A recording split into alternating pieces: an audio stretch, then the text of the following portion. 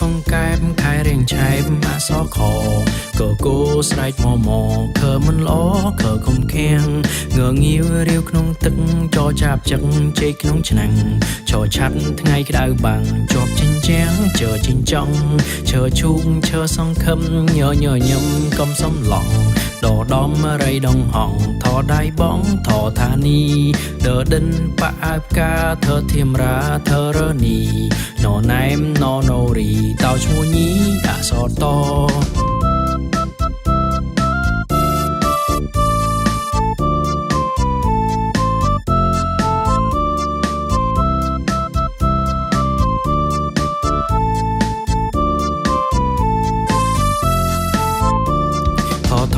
ធោដាក់ផ្កាតើសាទាទាពស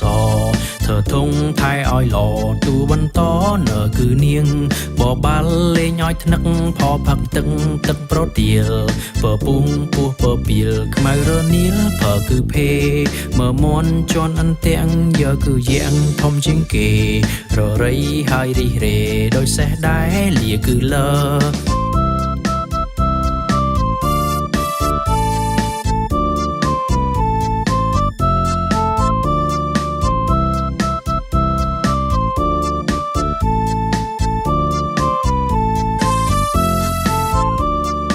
វត្តវវិហាសេះដូចលាអសសអហែលហលំហអសឡឡើងលើផ្ទាំងអអាវទួចុងក្រោយមិត្តភ័ក្ដិអើយឆាប់រូតរាំងពេលប្រលឹមថ្ងៃរាំងយើងសំពាំងម៉ែទៅរៀន